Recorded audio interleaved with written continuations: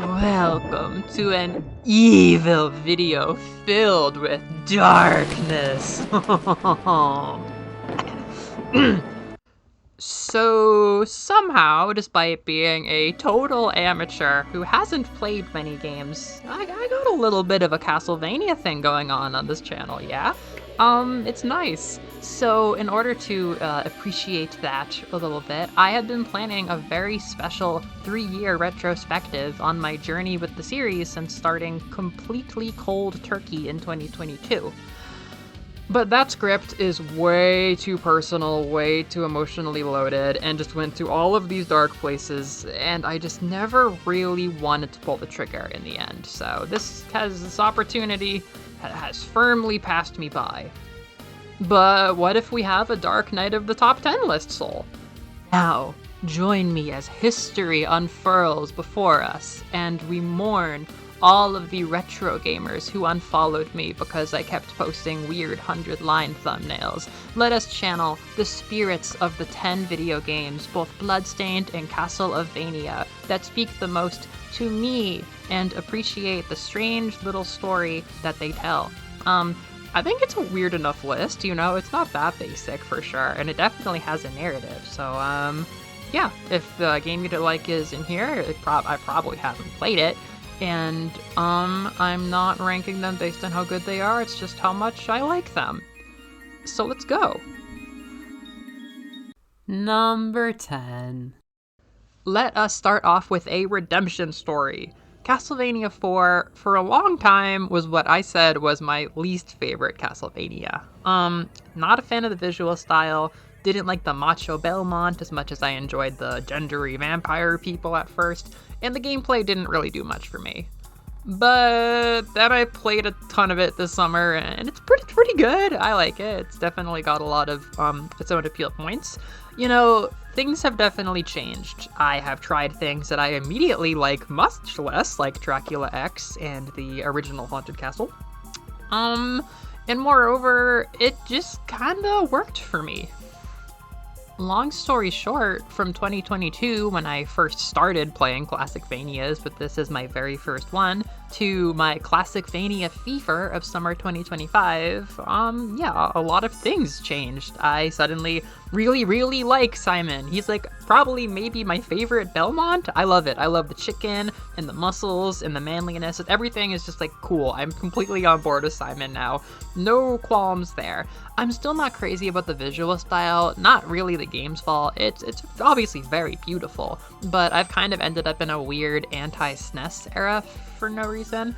But I don't know, I like the big whip, I like the kind of a little bit easier sections, and level 7 and level 8 are probably some of my favorite Castlevania levels in the whole series. Like, I really got into those. There's just, you know, a lot of sections I'm not into. I am vehemently opposed to the platforming segments. I'm just not into those, but it's alright. It's nice, and yeah, when I desperately wanted to play Classicvania, I just played this with like a little bit of save states over and over. I just chewed on it like a dog on a bone, like kind of mindlessly, and I can't pretend that I wasn't having fun. It was slightly empty calories or something, maybe. It belongs in a nice happy C+ tier for now, which is a place of honor. Number 9. Haunted Castle Revisited is epic. I don't really have that much to say about it anymore. A year after I made that big video, I don't really replay it as much as I thought I might, and it's kind of made me cautious about my opinion on Classicvanias peaking early and then souring. It's still like really nice. The Bone Snake level is a banger. That's like one of my favorite Castlevania levels, and it's really fun hearing the Bloody Tears remix right after that in level 3. It's a good time. I like how short it is. I really do like that. But I don't know. It's like a nice B minus kind of tier for me. Number 8. Roten is very silly to me.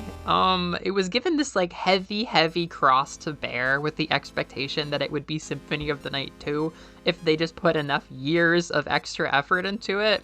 And it was crafted into a fine, exceptional Roten.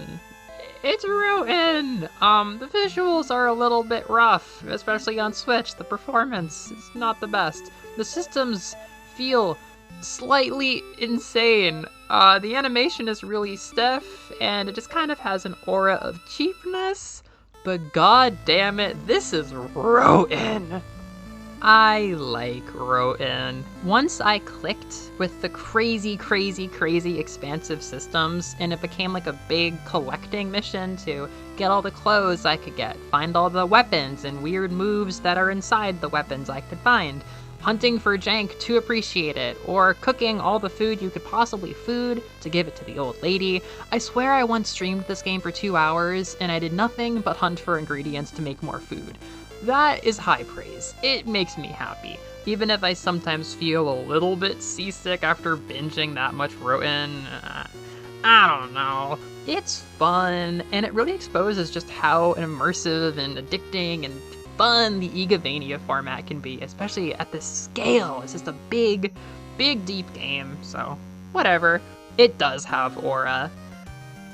However, its aura is like that of a substitute teacher that shares a little bit too much of their hobbies with their students and maybe snorts Smarties in the teacher's room.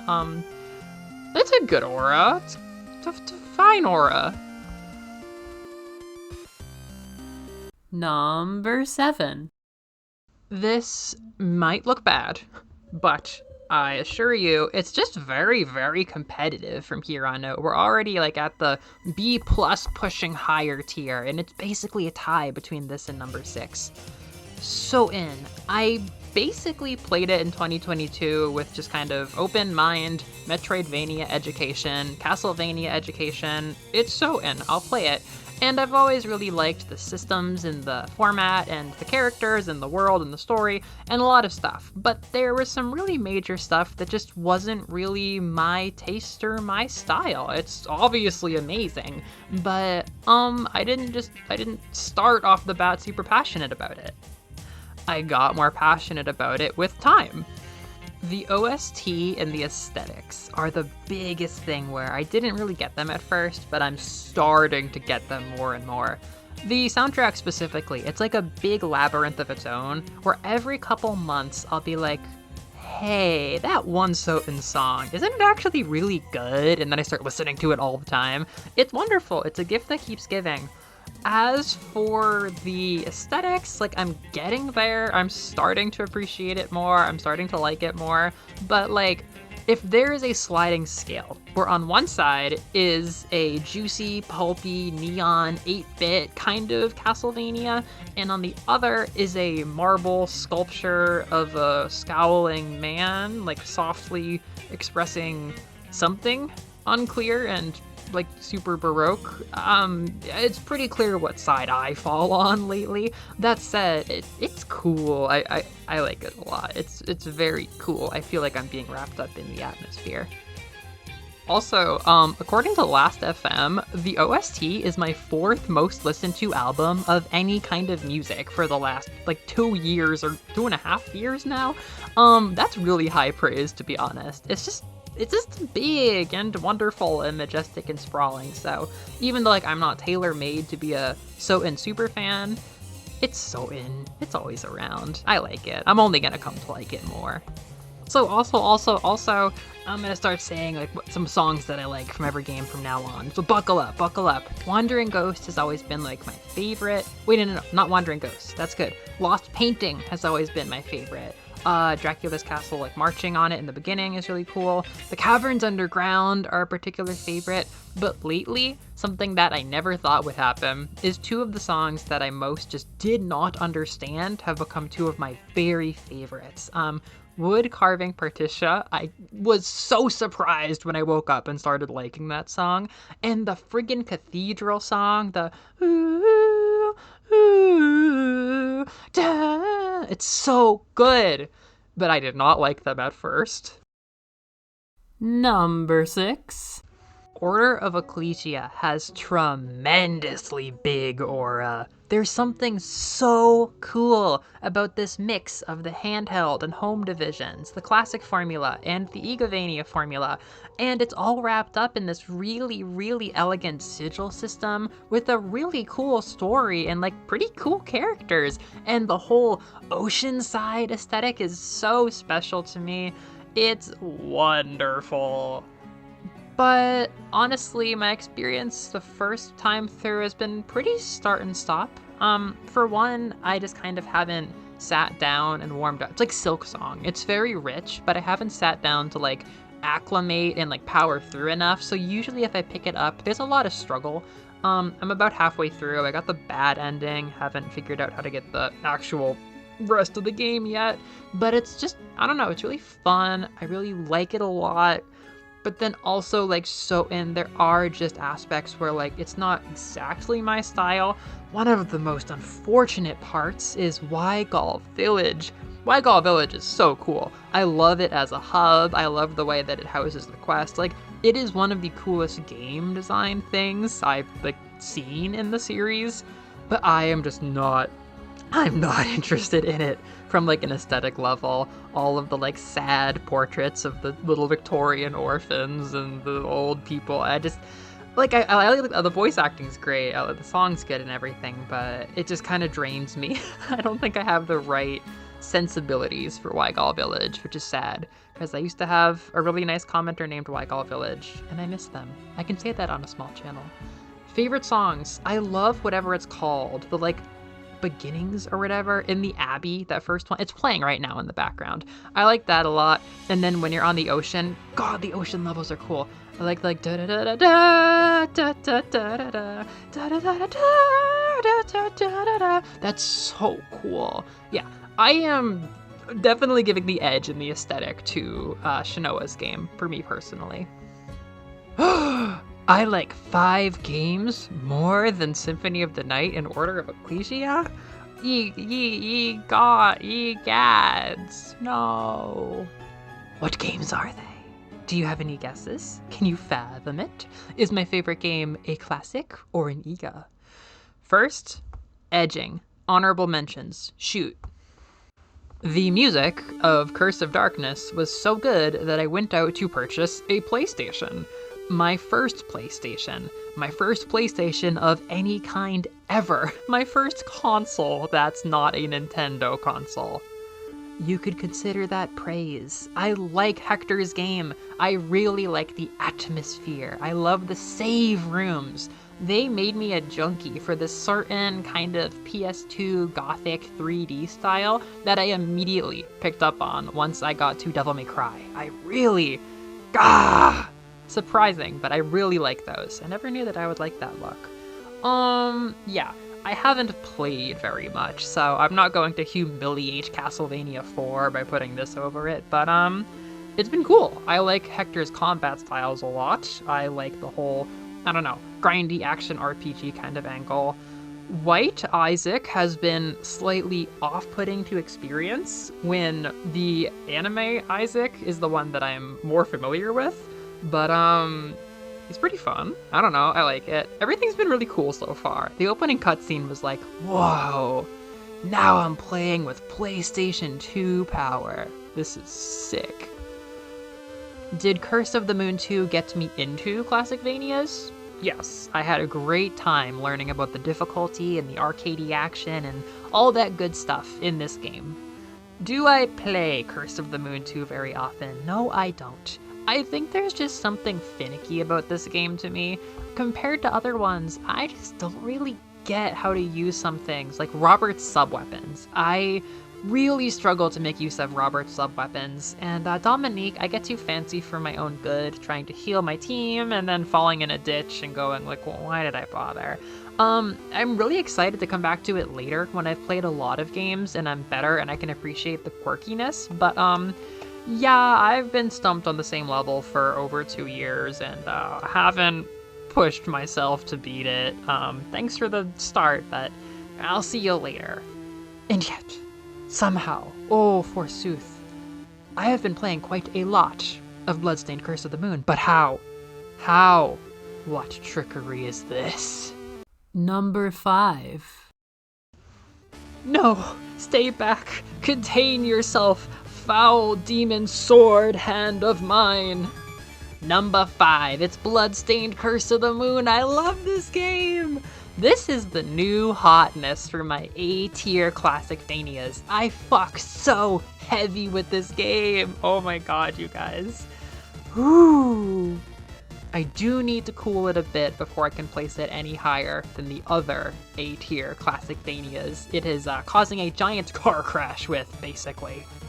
This video game software title elevated my appreciation for Bloodstained, and Classicvania, and 8-bit games as a whole. The magenta blood, the wild colors of the night, the moon watching on, the really badass demakes of Roten bosses. It just has a lot of style. This is like my favorite aesthetic so far, of any Castlevania maybe. I really, really like it. And it plays really well. It's simpler. It's much better for a newbie like me. I love everybody. I love all of their sub-weapons, and it has just been so fun getting from start to finish.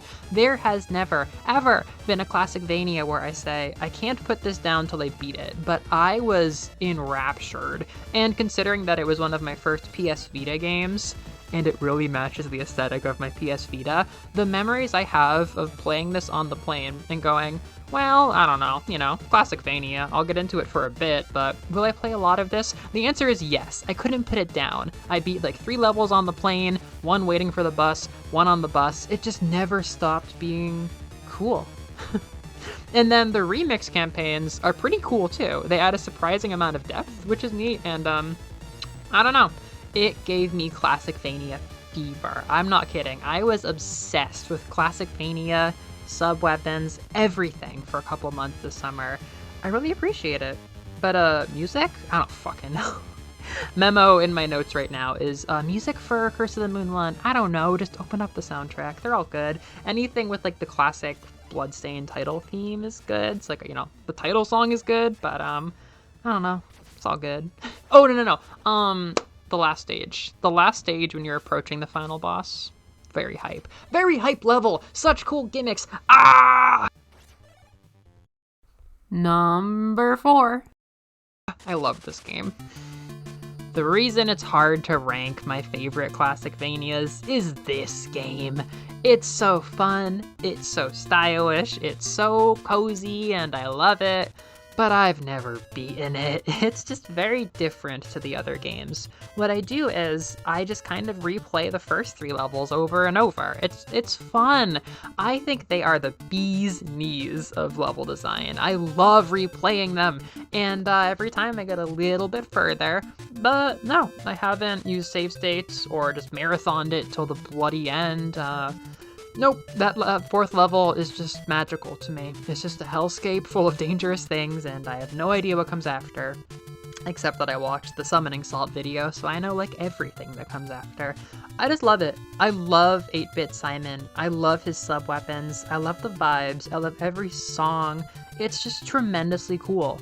It's, I just said Bloodstained Curse of the Moon 1 as my favorite aesthetic, and like it does, but like the spirit of everything here, the core of the Castlevania, I really connect with it. The map screen is like my favorite. It's so cute and cool, and I don't know, it really is. It's like a weird Kirby Dreamland thing where, having processed the difficulty, it's a short little thing that I replay just to get immersed in a vibe every once in a while if I have 20 minutes. It's simple and I love it. But that makes it really hard to compare to games that I actually play for hours on end and take seriously. It's just a vibes fest, basically. I love all the songs, by the way. Any song I've heard, I like.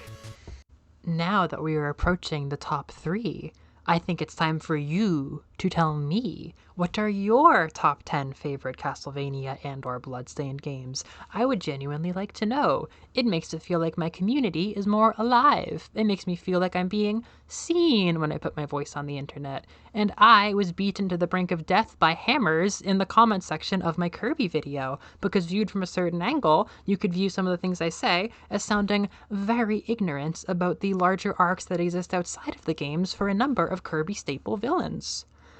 And I'm still kind of shaking inside. It was really scary. That was a first for me. I don't like getting dogpiled in YouTube comments. I don't know. That's not fun. So you could be so nice to me and talk about Castlevania in these comments. Or you could ring every single word of this for like the worst possible thing you could possibly assume about me instead and post that instead. But I don't recommend it. Number 3. Rondo of Blood has been my favorite Classicvania, the king of the Classicvanias, and a contender for my favorite game in the series for a long time now. But obviously in the last year, there have been 2 other games gunning for that spot with their vibes, with their soul, with their gameplay, with their feel. It's getting harder to keep Rondo at number 1. But let's just give this one last go. Rondo of Blood is blue, and it is delicious. Something about it, from the obvious differences with like the anime style and stuff. I don't know, even beyond that, the colors seem very distinct. The weapon crashes bring a very distinct feel. Having played more games, it feels like this has a really, really strong soul. As if it didn't have enough of a soul from having the 2 character system. I was very obsessed with Richter and Maria when I was a newly minted Rondo fan. It just seemed like the most novel thing on like the planet. And now it's a whole different kind of treat because Castlevania Nocturne has captured an aspect of Rondo and transformed it into a different thing you can enjoy in different ways. It feels bigger now. Fittingly, I think Rondo is a game that like literally everybody should try. This was 100% the moment when I clicked with Castlevania hard. Not just enjoying it, but like connecting with it on a deeper personal level. And like, yeah, having the 2 pro tag system did a lot to help that happen. And yeah, similar to Castlevania 1, I've just been satisfied kind of replaying the levels that I'm good at and struggling on the boat against death, and I don't know, it's fun. When I want my Rondo fix, I do that. I haven't brute forced it to the end. But I didn't know that there were alternate paths. I didn't know that there were alternate levels. That's a new discovery. It is like a whole extra level of cool knowing that. There's so much to this game. And I gotta shout it out. I picked up Dracula X Chronicles when I got my PSP very suddenly last month. And I have liked it so much more than I expected. The visual style just didn't look like my kind of thing, but I really like it. There's so much charm. And having the level select system, the way that it is, makes it feel a little bit more enticing, a little bit more addicting to go through and beat like every level with every character. So things might be turning. I might be becoming an even bigger Rondo fan as I chew through that. I don't really know. It's hard to say whether I'm going to get more or less into Rondo in the future, but it's my boy. It's one of my favorite games. And for music, I like Divine Bloodlines. That song has carried me through a lot in the last 3 years. That song has been there for me through a lot. And I also like the pirate ship music.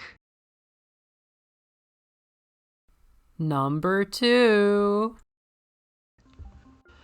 When I floated the fact that the first draft of this video was really personal, dark, emo, and unhinged, it's because of Aria of Sorrow. The circumstances in which I started Aria and the entire series were slightly brutal emotionally. That was a very dark time. Yeah, the mix of icy pale visuals and cozy Igavania grinding and the sweet childhood friends facing the hell and the chaos of the void that exists in Solma's heart. The vibes of this game have really stayed in that hurt part of me in a healing way ever since back then. So It's really special. It probably should be my number one. Aria of Sorrow is very epic. I don't know. The story is maybe a little bit less focused than Symphony of the Night, but I always reach for those two games, especially Aria, when I want to say like, man, it doesn't take a lot of text to use story to make a game and its gameplay way more fun, way more emotionally charged. I really like the story beats. I like how things change in Soma's psyche and his perspective on what the heck is happening as you go through. It does a lot for me. It's a very cool game that always sucks me in. And, you know, there's a lot of other cool stuff, like wandering and hunting and collecting these really perfect little soul creatures. It's good. It's just really fun. I don't know. It's hard to compare, I guess, because it was the one that taught me about all of Igavanias, not to mention all of Castlevania, but it's really cool, and it has that nice, icy aesthetic to go along with the kind of chilling memories of that era. And, yeah, it sits pretty deep in my soul. Number 1. And now for a warmer story of a February 3 years after that. Aria may be my spiritual Castlevania home, that may be where my soul resides, but Portrait of Ruin has my heart. The warm reds, the stark, perfect blacks, everything about this game and its environment and the whole vibe from the title screen to the grave over art, it just hits right. I look at this game and I say, that's my Castlevania. And it's not even because I do actually really like the kind of generic 2000s anime art style. I like being able to read the emotions of the characters. That holds a lot of value. But you could factor that out, and I just like this game. I am so bummed that I didn't finish any of my memes, any of my videos, any of the things I was cooking when I was obsessed with this game. This was my life for a month. I was so into it, and I wanted to talk about the art style. I wanted to talk about nostalgia. I wanted to talk about the fact that if you are a fan of the Lacard sisters for some reasons, Vampire Survivors spoils you out the wazoo. It's so goofy. I wanted to make Charlotte and Jonathan say more goofy stuff in memes, but I guess you just have to wait for the rest of my castle lovin' life for that. I am getting much more eager about Scarlet Engagement next year. I like how it's gonna foil Roten more than I thought I would, and I like approaching it as a gung-ho shooter of the two protagonist style in Portrait of Ruin. It's gonna be really cool how Curry the Kid directs us back to that duo idea. It's fun! I've been having a great time as a Portrait of Ruin fan. I spent one day watching somebody's edits on Blue Sky of like a bunch of JoJo's opening to the anime opening in the beginning, and I was like giving him feedback on which of the 20 different JoJo's Portrait of Ruin things is more fun. This game gets me, I don't know. From the minute-to-minute gameplay, the minute-to-minute game feel of having two people together in the castle, and then the fact that they're two total goofballs who are super comfortable with each other, that does so much for me. And anytime I'm bouncing off my buddy's head or putting them in as a meat shield or strategizing with them, it's always really satisfying. Igavanias are really good comfort foods, and this is one of my favorite comfort games now. I could never have expected that Portrait of Ruin would be my number one Castlevania. It's a lot like Zelda. When I set out to play a giant series, it's really hard to predict what game I'm gonna end up liking. You figure it's gonna be one of the famous ones, but I'm a Skyward Sword and Portrait of Ruin fan, and I simply did not know that going down this path. I thought nothing about this game. But now Portrait's a community value here, and if you want any sanctuary, you're free to come and say, please make some more Portrait of Ruin videos, I need more Portrait of Ruin. So yeah, I obviously came here for the Metroidvanias, but most of my favorite games are actually classic Vanias. I really align with that style. Yet, I like a good Metroidvania, and Aria and Portrait get me in a special way. All these games have their places, you know, there's always something more to appreciate about them. I love streaming Egavanias, and there's just so much art and music to appreciate with the ones that I ranked a little bit below the top, like Soap and Rote in Order. Those are amazing games. I like them all. I like the classic Vanias that sometimes annoy and frustrate me. I like the weird games I never even thought I was going. There's so much in this series, and I'm just enjoying a whole bunch of it now. I wouldn't say Castlevania is like an A tier series for me. I say I'm A for abnormal about those series. I'm not an abnormally passionate fan, but I can't keep it in my C tier, because that's for cool, casual series. It's B tier. It's been B tier for a while, because I am a big fan of Castlevania. I mess with it in a special way. And with that said, I'm gonna go eat new chicken and smash new skeletons in a new game, Dracula's Curse Castlevania 3. See ya!